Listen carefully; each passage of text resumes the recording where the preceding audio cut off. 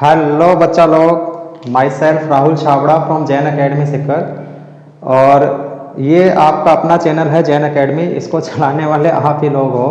आप ही इसको प्रमोट करो, आप ही इसको सब्सक्राइब करो, क्योंकि मैंने पहले भी बताया था कि कंप्लीट फिजिक्स जो है वो complete physics upon free of cost पढ़ेंगे। किसी भी तरह का कोई चार्जेज जो है वो आपके ऊपर इसके ऊपर नहीं लगेगा। तो अब जब पैसे नहीं हैं, चार्ज नहीं है, तो बस आपसे एक ही रिक्वेस्ट है इस चीज़ के लिए कि मैक्सिमम से मैक्सिमम इस चैनल को सब्सक्राइब करो, मैक्सिमम से मैक्सिमम इस चैनल को शेयर करो, ताकि मुझे जो है वो थोड़ी सी एनर्जी इस चीज़ से मिलती रहे। जैन अकेडमी आपकी अपनी कोचिंग है। मैं राहुल छाबड़ा, जैन अकेडमी जो है वो पिछले 10 साल से अपन इसको चला रहे हैं और लगभग अप्रॉक्सीमेटली 10 साल मुझे पढ़ाते हुए हो गए फिजिक्स को। तो काफ़ी एक्सपीरियंस है अपन को इस चीज़ के लिए, काफ़ी कुछ मैंने इस चीज़ के लिए पढ़ा है। अपने जो एग्ज़ाम्स में आने वाले क्वेश्चंस है उन क्वेश्चंस की पूरी सीरीज अपने पास में रहती है। मैं जो भी क्वेश्चंस यहाँ पे डिस्कस अपन करते हैं वो सारे के सारे क्वेश्चंस जो है वो सब एग्ज़ाम में आए हुए क्वेश्चन है या आने वाले क्वेश्चंस है।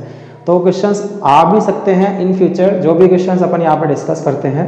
और कई क्वेश्चन जो है वो आए हुए भी हैं, सेम पैटर्न के क्वेश्चन बनते हैं। हर साल जो है मैं पेपर एक प्रिडिक्ट करता हूँ कि हाँ भी इस साल जो है वो इस टाइप का सा पेपर आना चाहिए। तो अप्रोक्सीमेटली 60 to 70% पेपर जो है वो जो मैंने प्रिडिक्ट किया गया है वो उसमें से 60 से 70% पेपर जो है वो अपना आ जाता है। तो इसलिए जो भी चीज़ें यहाँ पे पढ़ाई जा रही है उन सारी चीज़ों को मैक्सिमम से मैक्सिमम अच्छे से क्लियर करते हुए चलो, क्योंकि जो भी तुम्हारे पेपर में आने वाला है वो सब इन्हीं में से आने वाला है। कोई इनसे बाहर जो है वो नहीं आएगा। लास्ट में एक पेपर भी तुम्हें मिलेगा, उस पेपर के अंदर 60 से 70% तो डेफिनेटली उसके अंदर पेपर के अंदर तुम्हें मेन पेपर जो तुम्हारा होने वाला है उस पेपर में से मिल जाएगा। तो इस जैन अकेडमी को ही अपन आगे बढ़ाते हैं। तो अब नेक्स्ट अपना जो टॉपिक है, जो अपन ने लास्ट जो क्वेश्चन अपन ने छोड़ा था उस क्वेश्चन को ही आगे बढ़ा लेते हैं। क्वेश्चन अपना ये था इसके अंदर कि जैसे मान लो मेरे पास में एक क्वेश्चन में लिखा है यहाँ पे, एक स्क्वायर है, उस स्क्वायर को अपन बना लेते हैं। जैसे मान लो ये मेरे पास में एक स्क्वायर है, इस स्क्वायर की जो साइड है वो साइड अपन को ए दे रखी है। स्क्वायर के जो कॉर्नर्स है वो अपन ने मान लिए ए बी सी और डी। और यहाँ से ये पूछा गया था कि इसका जो स्क्वायर का सेंटर होगा उस सेंटर के ऊपर net intensity of electric field जो है वो कितनी होगी। ये अपन से पूछा गया कि सेंटर पे यदि कोई पॉइंट है या सेंटर जो है उस पर net intensity of electric field कितनी होगी।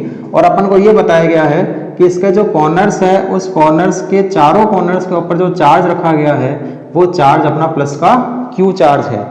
तो प्लस का क्यू चार्ज यहाँ पे रखा गया है और अपन से पूछा गया है कि सेंटर पे जो पॉइंट है इस पर net intensity of electric field कितनी होगी। तो अब इसको समझो, net intensity of electric field पहले तो ये देखो बनाएगा कौन बनाएगा यहाँ पे net intensity of electric field. एक तो ए पॉइंट पे जो चार्ज रखा है वो बनाएगा, बी पे जो चार्ज रखा है वो बनाएगा, सी पे जो चार्ज रखा है वो बनाएगा, डी पे जो चार्ज रखा है वो बनाएगा।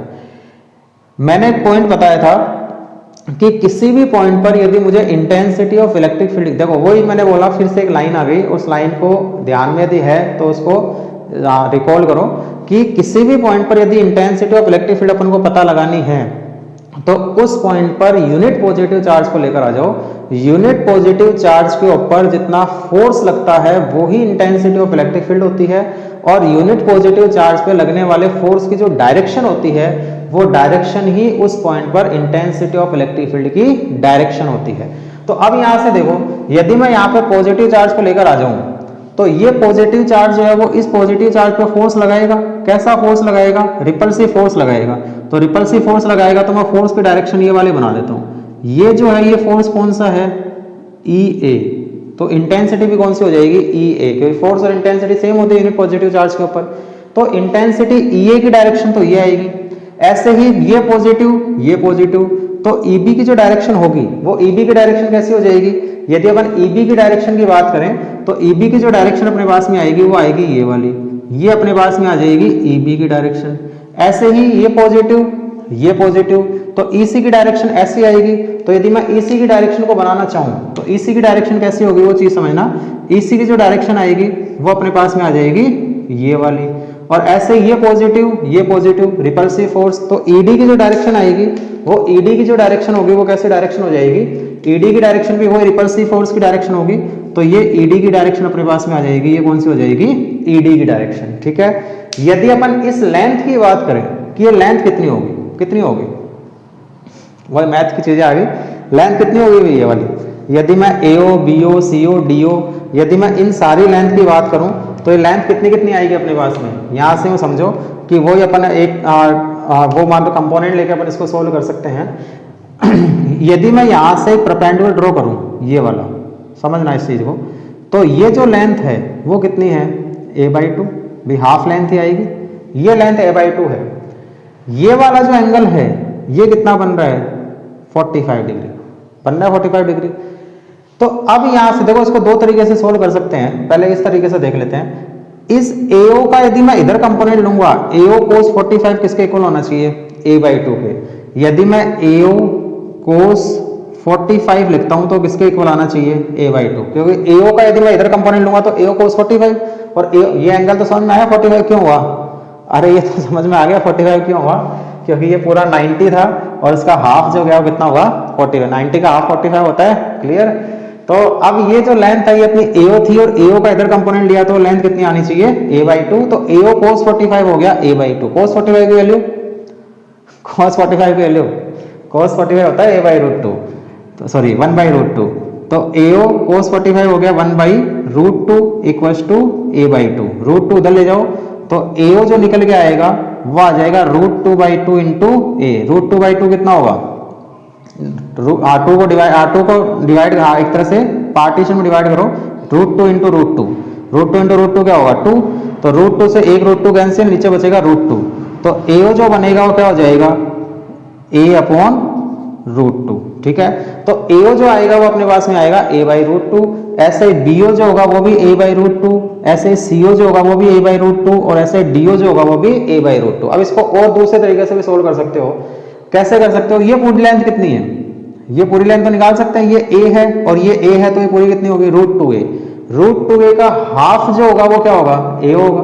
तो √2a का हाफ कर दो, √2a का हाफ कर दिया, √2a का हाफ कर दिया तो कितना आया? a/√2। तो इसको ऐसे भी सोल्व कर सकते हैं और ऐसे भी कर सकते हैं, कोई बड़ी बात नहीं है। तो अब अपने पास में AO BO CO DO length क्या आ गई। अब देखो यहां से यदि मैं इसको अलग से बनाना चाहूं तो वैसे बना दो जैसे अपन हमेशा बनाते हुए करते हैं। तो इस पॉइंट के ऊपर इसको मैंने O पॉइंट मान लिया, EB तो इसमें इधर की तरफ है, ये इसको तो मैंने बना दिया, ये कौन सा आ गया? EB आ गया, EB इधर की तरफ। ऐसे ही यदि अपन बात करें ये इसमें इधर की तरफ है, ये अपना जो डायरेक्शन आई वो आ गई कौन सी? EA की। ऐसे यदि अपन बात करें EC अपना इधर की तरफ है तो EC जो बनेगा वो EA के अपोजिट आएगा, तो ये अपने पास में आ गया EC की डायरेक्शन। और ऐसे ED जो बनेगा वो ED अपना इधर की तरफ है, तो ED जो बनेगा वो EB के अपोजिट हो गया, ये आ गया अपना इधर की तरफ आ गया। तो डायरेक्शंस अपने पास में आ गई चारों की। अब देखो EA EB EC ED इनके मैग्नीट्यूड्स देखो क्या क्या आएंगे। मैग्नीट्यूड क्या होते हैं? Q चार्ज से r डिस्टेंस पे इंटेंसिटी का फॉर्मूला। Q चार्ज से r डिस्टेंस पे इंटेंसिटी का फॉर्मूला पढ़ा है अपन ने? अरे पढ़ा है कि नहीं पढ़ा? पढ़ा है। Q चार्ज से r डिस्टेंस में इंटेंसिटी का फॉर्मूला क्या होता है? KQ/r²। तो अब अपने पास में चार्ज तो कोई Q ही है, लेकिन लेंथ कितनी है? AO यानी कि a/√2।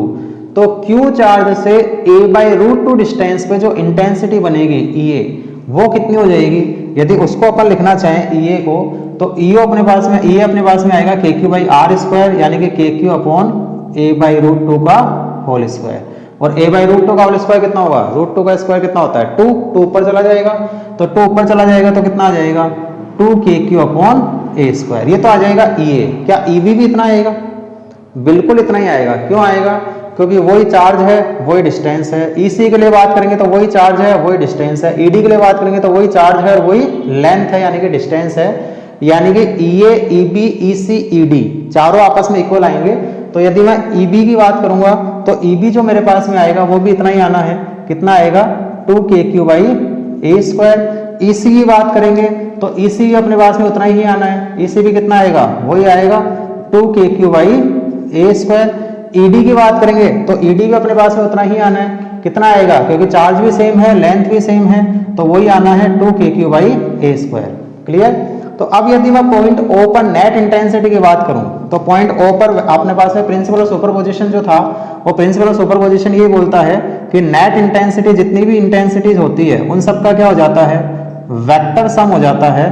तो वेक्टर सम हो गया तो उस कंडीशन में अपने पास में देखो, अब देखो EA और EC, EA और EC जो है वो क्या सेम मैग्नीट्यूड है और अपोजिट डायरेक्शन है। तो सेम मैग्नीट्यूड है, अपोजिट डायरेक्शन है, दोनों एक दूसरे को क्या कर देंगे, मार देंगे। ऐसे ही EB और ED भी क्या करेंगे, सेम मैग्नीट्यूड है, अपोजिट डायरेक्शन है, दोनों एक दूसरे को क्या कर देंगे, मार देंगे। तो इसको इसने मार दिया और इसको इसने मार दिया, तो बचा क्या, बचा क्या, बाबा जी का ठुल्लू, तो बचा क्या है, बचा 0 है। तो EO जो हो जाएगा यानी कि सेंटर पे जो इंटेंसिटी बनेगी वो कितनी बन जाएगी, 0 आ जाएगी। इसका मतलब कॉर्नर्स पे यदि सेम मैग्नीट्यूड के चार्ज रखे हुए हैं, सेम मैग्नीट्यूड का चार्ज होना चाहिए और स्क्वायर होना चाहिए, तो सेम मैग्नीट्यूड का चार्ज यदि रखे हुए हैं तो उस कंडीशन में सेंटर पे जो नेट इंटेंसिटी होगी वो क्या होगी, 0 होगी। तो इसको अपन इस तरह से सोल्व कर सकते हैं। तो ऐसे ही इसके ऊपर बहुत सारे क्वेश्चंस बनते हैं। बहुत सारे क्वेश्चंस कैसे कैसे बन सकते हैं, जैसे मान लो मैंने एक क्वेश्चन और बना दिया, ये होमवर्क के लिए क्वेश्चन दे रहा हूं कि आप इसको घर पे ट्राई कर सकते हो। जैसे मान लो ये स्क्वायर है, वही साइड A है, यहाँ पे प्लस का Q चार्ज है, यहाँ पे प्लस का 2Q चार्ज है, यहाँ पे प्लस का Q चार्ज है, यहाँ पे प्लस का 2Q चार्ज है। वही पूछा गया कि सेंटर पे नेट इंटेंसिटी जो है वो कितनी होगी। तो सेंटर पे नेट इंटेंसिटी निकालोगे तो कितनी आएगी, 0 आएगी, 0 आएगी। 0 क्या आएगी, 2Q वाली इंटेंसिटी इस 2Q वाली इंटेंसिटी के same magnitude opposite direction cancel out हो जाएगी। इस Q की इंटेंसिटी इस Q की इंटेंसिटी जो है वो सेम मैग्नीट्यूड अपोजिट डायरेक्शन से कैंसिल आउट हो जाएगी। तो नेट इंटेंसिटी कितनी बनेगी, सेंटर पे 0। तो इसको समझ सकते हैं कि यदि सेम मैग्नीट्यूड के चार्ज को अपोजिट कॉर्नर्स पे रखे हुए हैं तो वो हमेशा एक दूसरे को कैंसिल आउट कर देंगे। सेम मैग्नीट्यूड के चार्ज यदि अपोजिट कॉर्नर्स पे रखे हुए हैं तो वो हमेशा एक दूसरे को कैंसिल आउट कर देंगे और सेंटर पे नेट इंटेंसिटी जो बनेगी वो क्या बनेगी, 0 बनेगी। ऐसे ही एक क्वेश्चन और ट्राई करना, इसमें 0 नहीं होगा। क्वेश्चन क्या है वो चीज समझना। वही अपने पास में एक स्क्वायर है और इस स्क्वायर में यहाँ पे मैंने प्लस Q चार्ज ले लिया, यहाँ माइनस Q ले लिया, यहाँ पर मैंने माइनस Q ले लिया और यहाँ पर भी मैंने माइनस Q ले लिया। समझ में आ रही चीज। अब मुझसे पूछा गया कि सेंटर पे इंटेंसिटी जो है वो कितनी होगी। अब सेंटर पे इंटेंसिटी 0 नहीं होगी, निकाल के देखना 0 नहीं आएगी। और यदि डाउट हो तो मेरे से पर्सनली आप पूछ सकते हो कि इस क्वेश्चन का आंसर जो है वो क्या आएगा। आंसर मैं अभी नहीं बता रहा, बता दूं, चलो आंसर मैं बता देता हूं इसका। ये दोनों तो कैंसिल आउट हो जाएंगे, ये दोनों जुड़ जाएंगे, दोनों ऐड होंगे तो क्या होंगे, ये EC की डायरेक्शन भी उधर ही आ जाएगी, ठीक है। तो EC की डायरेक्शन भी उधर ही चली जाएगी। तो उस कंडीशन में 2KQ/a² प्लस 2KQ/a² कितना होगा, 4KQ/a²। आंसर ये है, निकालने की कोशिश करना, बताऊंगा नहीं निकलेगा कैसे, ठीक है। तो सॉल्व करने की कोशिश करना है इस क्वेश्चन को। तो आगे अपन ट्राई करते हैं और किस टाइप के से क्वेश्चन इसके ऊपर बनते हैं। तो ऐसे इसमें बहुत सारे क्वेश्चंस बन सकते हैं इस टाइप के। बस करना अपन को यही है कि इंटेंसिटी का मैग्नीट्यूड देखना है और इंटेंसिटी की डायरेक्शन देखनी है और साथ के साथ में फिर अपन को इसमें वेक्टर रूल जो है वो अप्लाई करना है। तो वेक्टर रूल को अप्लाई करते हुए इस क्वेश्चन को सोल्व करेंगे तो क्वेश्चन जो है वो अपने इजीली सोल्व हो जाएंगे। क्लियर। अब नेक्स्ट जो अपने पास में क्वेश्चन आता है, नेक्स्ट अपने पास में क्वेश्चन क्या है वो चीज देखना। क्वेश्चन में यहाँ पे लिख देता हूँ। क्वेश्चन अपने पास में ये है कि 2 पॉइंट चार्जेस कौन कौन से, 2 पॉइंट चार्जेस प्लस का 9 माइक्रोकुलाम एंड प्लस का 16 microcoulomb are placed at the distance of 1 metre. 1 metre distance पे 2 चार्ज रखे हैं, प्लस का 9 माइक्रोकुलाम प्लस का 16 microcoulomb. Find out the net intensity of electric field, find out the point where net intensity of electric field is या becomes 0। तो मुझे ऐसा point find out करना है जहां पर net intensity of electric field जो है वो 0 हो जाएगा। 2 चार्ज मेरे पास में दे रखे हैं अपन को, एक तो दे रखा है प्लस का 9 माइक्रोकुलाम चार्ज, ठीक है, और एक अपन को दे रखा है प्लस का 16 माइक्रोकुलाम चार्ज, और दोनों के बीच का सेपरेशन अपन को दे रखा है 1 मीटर। तो अपन को ये फाइंड आउट करना है जहां पर net intensity of electric field जो है वो 0 हो जाएगा। कुछ क्वेश्चन देखा देखा सा लग रहा है ये क्वेश्चन देखा देखा सा लगना चाहिए, क्योंकि अपन ने क्वेश्चन किया था, फोर्स निकाला था कि ऐसा पॉइंट ऐसे इस चार्ज को, थर्ड चार्ज को कौन से पॉइंट पर रखें ताकि net intensity of electric field जो है वो जीरो हो जाए।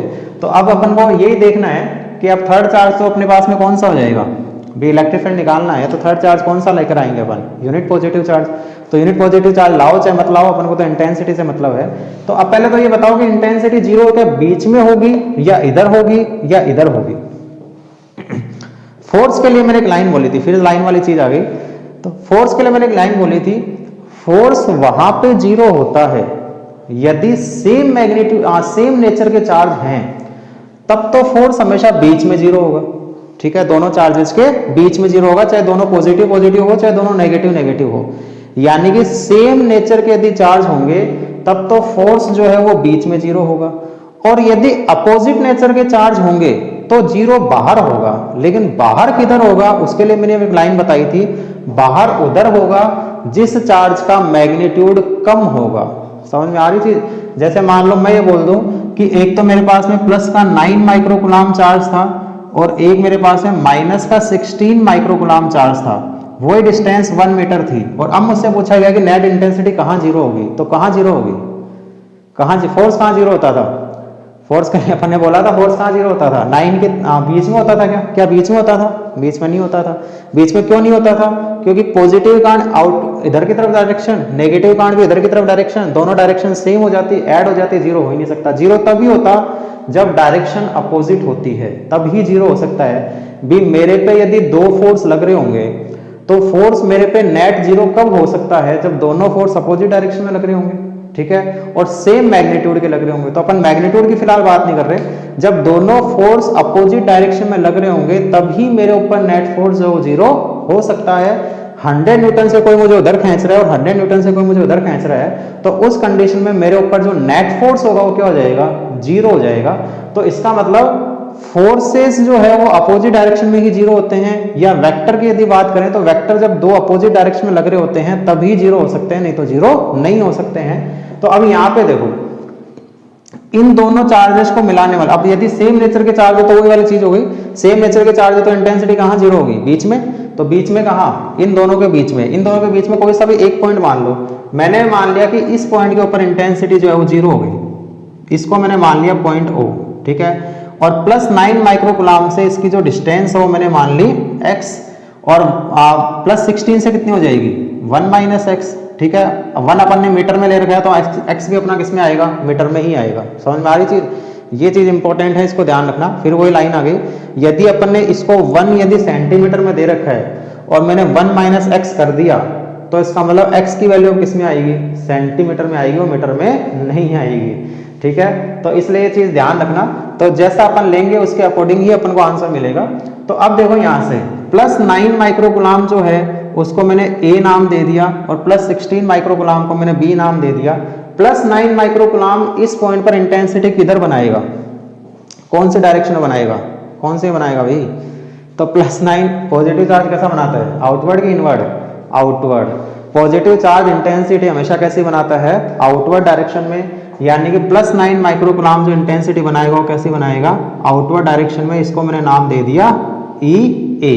ठीक है, तो इसको मैंने नाम दे दिया EA। प्लस 16 किधर बनाएगा, वही आउटवर्ड। इसके लिए आउटवर्ड कैसा है, ऐसा, तो इसके लिए आउटवर्ड ऐसा है, तो प्लस 16 किधर बना देगा, इस डायरेक्शन में। ये कितना हो जाएगा, EB। ठीक है, तो यदि मैं इसको अलग से बनाना चाहूं तो अलग से अपन ऐसे बना सकते हैं कि EA जो होगा वो तो इधर की तरफ आएगा और EB जो होगा वो इधर की तरफ आएगा। दोनों का मैग्नीट्यूड सेम हो जाएगा तो नेट इंटेंसिटी कितनी हो जाएगी, जीरो हो जाएगी। EA का मैग्नीट्यूड कितना होगा, कितना होगा EA यदि देखेंगे तो EA इस चार्ज के कारण इस पॉइंट पे इंटेंसिटी है, Q चार्ज से R डिस्टेंस पे इंटेंसिटी कितनी होती है, KQ/R²। तो 9 चार्ज से x डिस्टेंस पे इंटेंसिटी कितनी हो जाएगी, K × 9/x²। तो ये तो हो जाएगा K × 9/x²। EB कितना होगा, वही 16 माइक्रोकूलम चार्ज है, डिस्टेंस कितनी है, 1 माइनस एक्स। अपने पास में आ जाएगा K × 16/1 माइनस एक्स का होल स्क्वायर आ जाएगा। समझ में आ रही चीज, Q चार्ज से R डिस्टेंस पे इंटेंसिटी होती है KQ बाई एक्स स्क्वायर। अपन ने निकाली है 9 से x डिस्टेंस पे इंटेंसिटी, तो बनेगी K into 9 divide by X square. और 16 से 1 माइनस एक्स डिस्टेंस पे जो इंटेंसिटी बनेगी वो K into 16 upon 1 minus X square. फिर जीरो करने के लिए क्या करना पड़ेगा, मैंने अभी बताया कि दोनों फोर्स जो है वो सेम मैग्नीट्यूड के लगने चाहिए जीरो होने के लिए, यानी कि दोनों इंटेंसिटी सेम मैग्नीट्यूड की होनी चाहिए जीरो होने के लिए, यानी कि ई ए किसके इक्वल होना चाहिए, ई बी के। तो उस कंडीशन में इंटेंसिटी क्या हो जाएगी, जीरो हो जाएगी, यानी कि K into 9 upon X square किसके इक्वल आ जाएगा, K into 16 upon 1 minus X का होल स्क्वायर आ जाएगा। के से के कैंसिल, बचेगा 9 by X square 16 upon 1 minus X square. तो यहां से अपने पास में बचेगा 9 by X square equal to 16 upon 1 minus X का होल स्क्वायर। दोनों तरफ रूट ले लो, दोनों तरफ रूट लेंगे तो 9 का रूट तो कितना आएगा 3, एक्स स्क्वायर का रूट कितना आएगा x, 16 का रूट कितना आएगा 4, और 1 माइनस एक्स स्क्वायर का रूट कितना आएगा 1 minus x. Clear. Cross multiply करो, क्रॉस मल्टीप्लाई जब इसको करेंगे, इसको इससे और इसको इससे, इसको जब इससे मल्टीप्लाई करेंगे तो 1 माइनस एक्स को 3 से मल्टीप्लाई करो तो 3 माइनस 3x, और x को 4 से मल्टीप्लाई करो इक्वल टू क्या हो जाएगा 4x। 3x को उधर ले जाओ, उधर जाके प्लस में हो जाएगा तो 3 इक्वल टू क्या हो जाएगा 7x। x इक्वल टू कितना आएगा 3/7, किस में, मीटर में। तो x की जो वैल्यू आएगी वो कितनी आएगी 3/7 मीटर। अब यदि 9 से पूछा जाता है तो 3/7 होगा। ये जो लेंथ आई है वो किससे आई है 9 माइक्रोकूलम चार्ज से आई है। और 16 से पूछा जाता तो 16 से पूछा जाता तो क्या होता, 16 से पूछा जाता तो अपन क्या करते 1 माइनस 3/7, 1 माइनस एक्स ही तो है, तो x की वैल्यू कितनी आई 3/7, तो 1 माइनस 3/7 कितना होगा, यानी कि मैं कर दूं, यदि 1 माइनस 3/7 करेंगे तो कितना आएगा 7 माइनस 3 यानी कि 4/7 मीटर। ये किससे आई है डिस्टेंस, ये अपनी आई है 16 माइक्रोकूलम चार्ज से। तो 9 से पूछी जाती है तो आंसर आएगा 3/7, और 16 से पूछी जाती है तो आंसर कितना आएगा 4/7 मीटर। क्लियर। तो ऐसे इन क्वेश्चंस को सोल्व करना है, सेम वैसे से क्वेश्चन है, कोई नई चीज नहीं है। जैसे अपने फोर्स वाले गए थे सर फोर्स वाले ही ऊपर से चले गए थे हमारे, तो ये तो क्या आएंगे, नहीं ऐसा कुछ नहीं है। उन वीडियो को फिर से ढंग से देखना, यदि कोई डाउट है उनके अंदर तो ढंग से देखोगे तो चीजें सारी समझ में आएगी। केवल एक चीज ध्यान रखनी है कि जीरो करने के लिए अपन को डायरेक्शन जो होती है वो डायरेक्शन अपोजिट डायरेक्शन में होनी चाहिए, और मैग्नीट्यूड जो होता है वो सेम होना चाहिए। मैग्नीट्यूड सेम होगा, डायरेक्शन अपोजिट होगी, तभी जीरो हो पाएगा, नहीं तो जीरो नहीं हो पाएगा। अब जैसे ये क्वेश्चन आ गया, इस क्वेश्चन को देखो। इस क्वेश्चन में यदि अपन बात करें, जैसे एक तो 9 माइक्रोकूलम है, एक माइनस का 16 माइक्रोकूलम चार्ज है। ये जो चार्ज है वो कौन सा है, माइनस का 16, एक प्लस का लिया है और एक माइनस का लिया है। अब अपन से पूछा गया कि पॉइंट बताओ जहां नेट इंटेंसिटी जीरो होगी, क्या बीच में होगी, बीच में होगी क्या जीरो, देख लेते हैं। जैसे मान लो मैं बोल दूं यहाँ इंटेंसिटी जीरो है, ठीक है, तो यहाँ पे मैं क्या लेकर आऊंगा, यूनिट पॉजिटिव चार्ज, ये पॉजिटिव, कैसा फोर्स लगेगा, रिपल्सिव फोर्स। तो ई ए की जो डायरेक्शन होगी वो तो कैसी आएगी, ऐसी आ जाएगी। ये नेगेटिव और ये पॉजिटिव, कैसा फोर्स लगाएगा, अट्रैक्शन फोर्स। तो ई फोर्स की डायरेक्शन इंटेंसिटी की डायरेक्शन होती है, तो ए बी की डायरेक्शन भी कैसी आएगी, ऐसी ही आएगी। क्या जीरो हो जाएगा, अरे मेरे ऊपर 100 भी इधर ही लग रहा है और दूसरा 100 भी इधर ही लग रहा है, तो क्या जीरो हो जाएगा क्या मेरे पे फोर्स, जीरो नहीं हो सकता भाई। जीरो होने के लिए तो डायरेक्शन अपोजिट होनी ही चाहिए। इसका मतलब ये आंसर जो है वो पॉसिबल नहीं है। इसका मतलब बीच में तो कहीं जीरो नहीं हो सकता। क्या यहाँ जीरो हो जाएगा, देखो 9 इस पे, इस पॉइंट पे यदि मैं पॉजिटिव चार्ज को लेकर आ जाता हूं तो 9 इस पे किधर फोर्स लगाएगा, इधर की तरफ, तो ये तो मेरा आएगा इधर की तरफ, ठीक है। और यदि यहाँ पे पॉजिटिव चार्ज रख देता हूं, चलो प्लस क्यू नॉट चार्ज अपने यहाँ पे लाके रख दिया, तो यदि मैं 9 इस पे प्लस क्यू नॉट चार्ज जो इधर लाके रख दिया, तो पॉजिटिव तो इस पॉजिटिव पे रिपल्सिव फोर्स लगाएगा इधर की तरफ, तो ये की डायरेक्शन तो ये आएगी। मैंने एक पॉइंट बोला था, फोर्स की डायरेक्शन ही इंटेंसिटी की डायरेक्शन होती है। इंटेंसिटी की डायरेक्शन निकालने के लिए ज्यादा कुछ सोचना नहीं है, जिधर फोर्स की डायरेक्शन होती है उधर ही इंटेंसिटी की डायरेक्शन होती है। या फिर ये ध्यान रख लो, पॉजिटिव से हमेशा आउटवर्ड होती है और नेगेटिव से हमेशा इनवर्ड होती है। तो ये नेगेटिव चार्ज आ गया, तो इस पॉइंट पर इंटेंसिटी की डायरेक्शन होगी इनवर्ड, और इनवर्ड होने का मतलब इधर की तरफ, यानी कि ईबी की डायरेक्शन आ जाएगी, ये वाली आ जाएगी। तो अब देखो यहाँ से ई और ईबी दोनों अपोजिट डायरेक्शन में है, तो ई और ईबी दोनों अपोजिट डायरेक्शन में, तो नेट इंटेंसिटी जीरो हो सकती है, जीरो हो सकती है, तो अपन ये बोल देते हैं कि मान लो 9 से तो इसकी जो डिस्टेंस है वो x है, अभी अपन को तो डिस्टेंस निकालनी है, कहाँ इंटेंसिटी जीरो होगी, और -16 से कितनी हो जाएगी, -16 से टोटल 1 है, ये वाली लेंथ 1 हो गई और ये वाली x और ऐड हो जाएगी, तो टोटल डिस्टेंस कितनी हो जाएगी 1 + x। तो ये डिस्टेंस कितनी आएगी अपने पास में 1 + x। ठीक है, तो इस पॉइंट की, जहां पे पॉइंट जो है इसको मैंने O नाम दे दिया, तो O पॉइंट में इनको हटा दो क्योंकि ये अपने काम के नहीं है, ये अपने समझने के लिए बनाए थे केवल। तो इसका मतलब नेट इंटेंसिटी जो वो जीरो कहाँ कहाँ हो सकती है, 9 माइक्रोकूलम के बाहर की तरफ इंटेंसिटी जो जीरो हो सकती है, यानी कि दोनों चार्जेस को मिलाने वाली लाइन के बाहर की तरफ, दोनों चार्जेस के बाहर की तरफ नेट इंटेंसिटी जो जीरो हो सकती है। अब जीरो कब होगी, जब दोनों का मैग्नीट्यूड सेम होगा। तो दोनों का मैग्नीट्यूड सेम होगा, इसका मतलब EA और EB यदि आपस में इक्वल हो गए तो नेट इंटेंसिटी जो जीरो हो सकती है।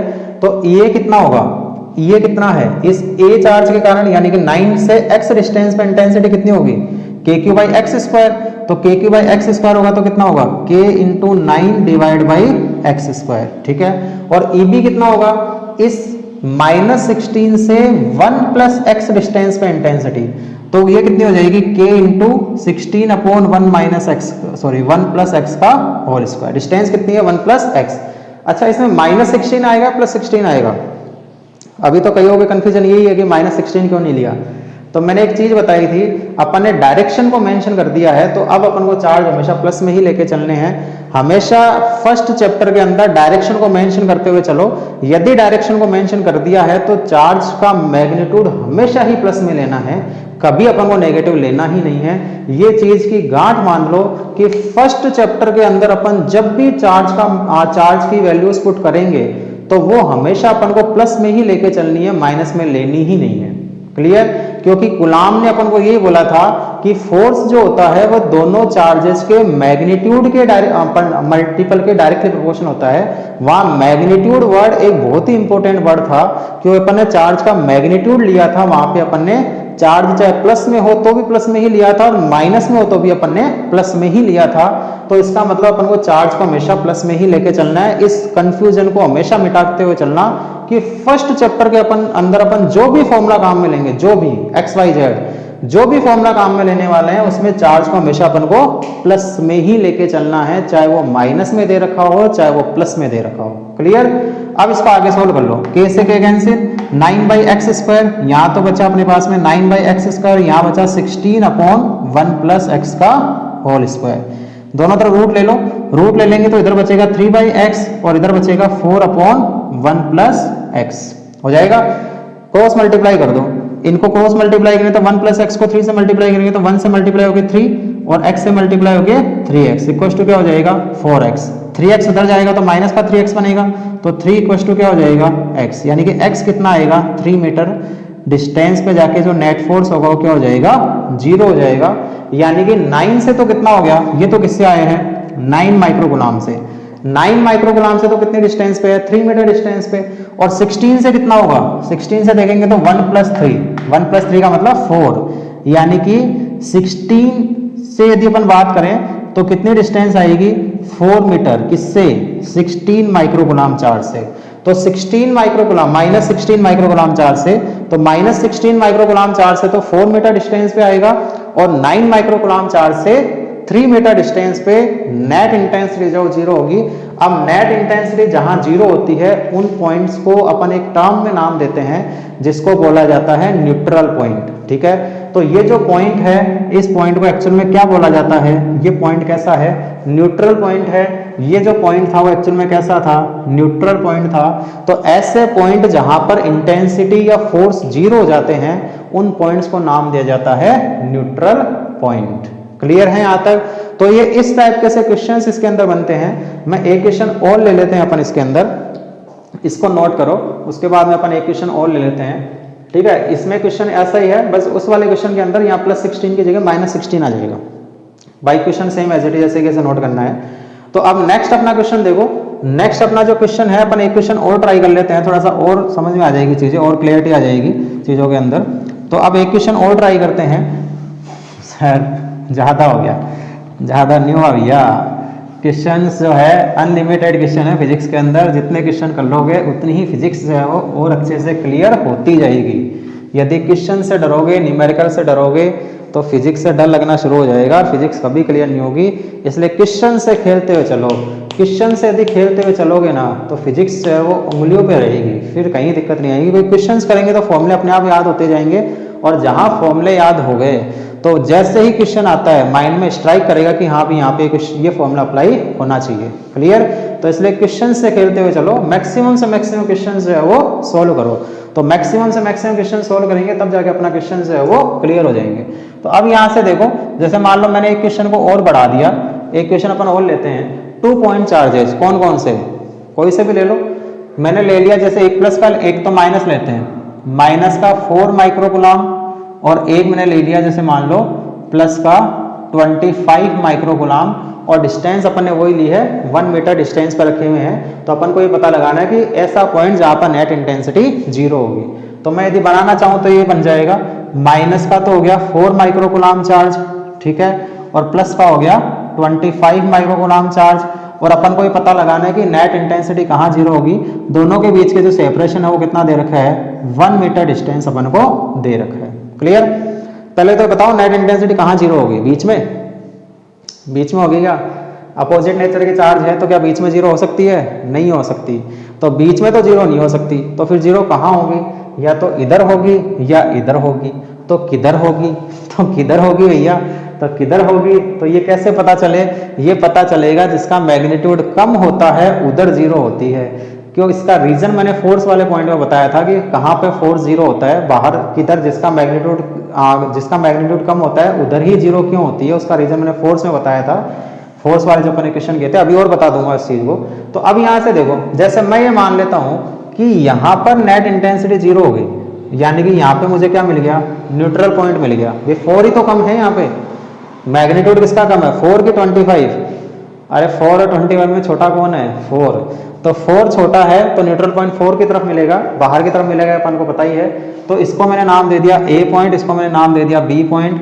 तो A पॉइंट के कारण इंटेंसिटी कैसी होगी, नेगेटिव चार्ज है, नेगेटिव चार्ज है तो इंटेंसिटी कैसी होगी, इनवर्ड की आउटवर्ड, इनवर्ड। तो नेट इंटेंसिटी आएगी इसके ऊपर, तो ये इस डायरेक्शन में, ठीक है। और पॉजिटिव चार्ज के कारण यहाँ पे इंटेंसिटी कैसी बनेगी, आउटवर्ड। आउटवर्ड का मतलब इधर की तरफ, तो EB जो बनेगा वो अपना इधर की तरफ बन जाएगा, ठीक है। तो -4 से तो मैंने मान लिया कि ये जो डिस्टेंस है वो कितनी हो गई, x, और +25 से डिस्टेंस कितनी हो जाएगी, 1 + x। ये डिस्टेंस निकालने में तो कोई दिक्कत नहीं है किसी के। तो अब ये x हो गई, एक 1 + x हो गई। तो अब नेट इंटेंसिटी 0 कब होगी, न्यूट्रल पॉइंट कब मिलेगा, जब ये जो है वो किसके इक्वल हो जाएगा, EB के। जब E और EB आपस में इक्वल हो जाएंगे उस कंडीशन में नेट इंटेंसिटी जो है वो 0 हो जाएगी। EA कितना होगा, इस -4 से या 4 से x डिस्टेंस पे इंटेंसिटी, Q चार्ज से R डिस्टेंस पे इंटेंसिटी का फॉर्मूला होता है KQ/R²। तो 4 से x डिस्टेंस पे इंटेंसिटी बनेगी K4/x²। तो ये हो जाएगा K × 4/x²।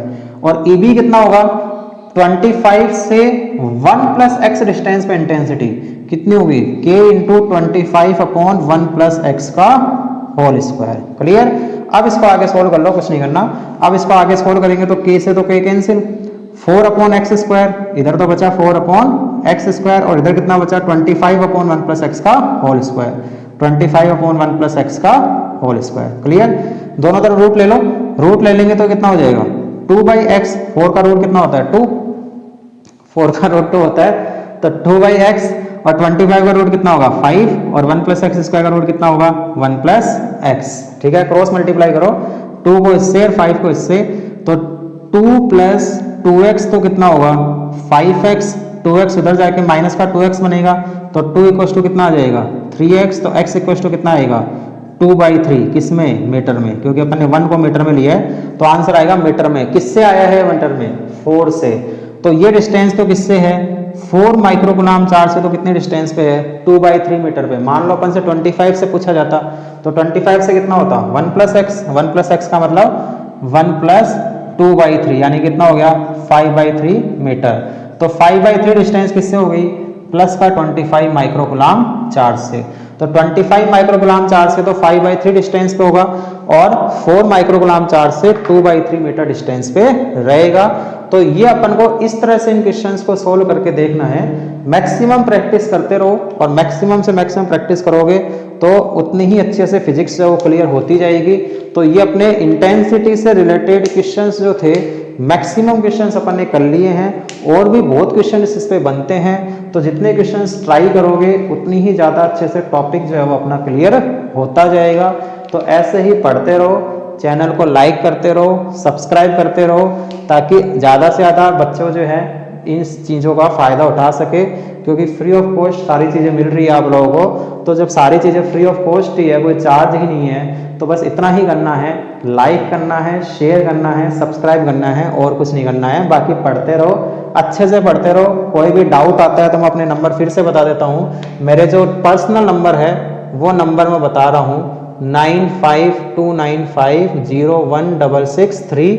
ये मेरे पर्सनल नंबर है और पर्सनली इस नंबर पे पर्सनल फ़ोन नहीं करने हैं। यदि कोई डाउट है तो डाउट आप मुझे व्हाट्सअप कर सकते हो और व्हाट्सअप करके मुझसे पूछ सकते हो। यदि ऐसा कोई डाउट है जिसमें कॉल करने की ज़रूरत आ रही है तो आप मुझसे यहाँ पे कॉल करके भी डाउट जो है वो पूछे जा सकते हैं। तो मैक्सिमम से मैक्सिमम अच्छे से अच्छे तैयारी करते रहो और पढ़ते रहो। कोई भी डाउट आता है तो पूछते रहो। डाउट अपने मन में किसी तरह का रखना नहीं है, चाहे छोटे से छोटा डाउट हो चाहे बड़े से बड़ा डाउट हो, डाउट अपने मन में रखना नहीं है। सारे डाउट अपने क्लियर करने हैं। क्लियर करते हुए चलोगे तभी मजा आएगा पढ़ने का, नहीं तो फिर मजा नहीं आएगा। यदि डाउट रह गए मन के अंदर, चाहे कैसा भी डाउट हो, कैसा भी डाउट हो। जैसे अभी एक बच्चे ने पूछा था मेरे से क्वेश्चन कि सर इधर भी तो न्यूट्रल पॉइंट मिल रहा था, इधर भी तो न्यूट्रल पॉइंट मिल रहा था, इधर जीरो क्यों नहीं हुआ? तो उसका रीजन मैं बता देता हूँ। रीजन क्या हो सकता है, देखो यहाँ पे जब अपन ने सोल्व किया था ना इसको, ठीक है, रीजन समझना। जब मैंने इसको यहाँ सोल्व किया तो ऊपर 2 है और यहाँ ऊपर 5 है, समझ में आ रही थी? तो यहाँ नीचे क्या होना चाहिए, ऊपर वाले टर्म इसमें कम है तो इसमें भी नीचे वाले टर्म क्या होनी चाहिए, कम ही होनी चाहिए। भी रेशो तभी तो सेम होता है। इसका एग्जांपल भी अपन ने लिया था कि मैं यदि बोलूँ कि 12/4 इक्वल टू होता है 9/3, ये सही तो है। 12/4 इक्वल टू 9/3 होता है, ये सही है। इसमें वैल्यू ऊपर वाली यदि ज्यादा है तो नीचे वाली वैल्यू भी क्या ही है, ज्यादा ही है। 12 और 9 में ज्यादा कौन, 12। तो 4 और 3 में ज्यादा कौन, 4। तो जिसमें ऊपर वाली टर्म ज्यादा है उसमें नीचे वाली टर्म भी ज्यादा ही होनी चाहिए, तभी तो रेशो आपस में इक्वल होगा, नहीं तो रेशो इक्वल कैसे होगा। तो ऐसे ही यहाँ पर भी ऊपर वाली टर्म यदि कम है तो नीचे वाली टर्म भी कम होनी चाहिए, और नीचे वाली टर्म कम होने के लिए क्या होना पड़ेगा, 4 से डिस्टेंस कम होनी चाहिए। 4 से डिस्टेंस कम होनी चाहिए। तो 4 से डिस्टेंस कम कब होगी, जब न्यूट्रल पॉइंट इधर लेंगे। यदि न्यूट्रल पॉइंट इधर ले लिया मैंने तो डिस्टेंस 4 से ज्यादा हो गई, क्योंकि 25 से तो इतनी हुई और 4 से इतनी हो गई, तो 4 से डिस्टेंस ज्यादा हो जाएगी। तो आंसर तो अपना आ जाएगा। आंसर मतलब वैल्यू तो आएगी लेकिन वो आंसर सही नहीं होगा, ठीक है, वो आंसर सही नहीं होगा। जैसे सोल्व करके देख लेते हैं इस चीज को कि ऐसा यदि अपन कर लेते हैं तो क्या होता, ठीक है। ऐसा यदि अपन करते हैं तो एक्चुअल में होता क्या, तो मैं थोड़ा सा फास्ट बता देता हूँ। यदि ऐसा कर लेते हैं तो क्या होगा, तो ये तो माइनस का 4 माइक्रोकुलाम चार्ज, ये प्लस का 25 माइक्रोकुलाम चार्ज, और मान लो मैंने न्यूट्रल पॉइंट यहाँ कहीं मान लिया, तो ये डिस्टेंस तो मैंने मान ली x, और ये डिस्टेंस कितनी हो जाएगी, 1 + x हो जाएगी। अब देखो वैल्यू तो आ जाएगी पर वो ऑप्शन भी मिलेगा, जो ऑप्शन आएगा वो चलो देख लेते हैं। तो इसमें इसके कारण तो इंटेंसिटी कितनी बनेगी, k × 4/1 + x का होल स्क्वायर। 4 से डिस्टेंस कितनी है, 1 + x, तो k × 4/1 + x का होल स्क्वायर।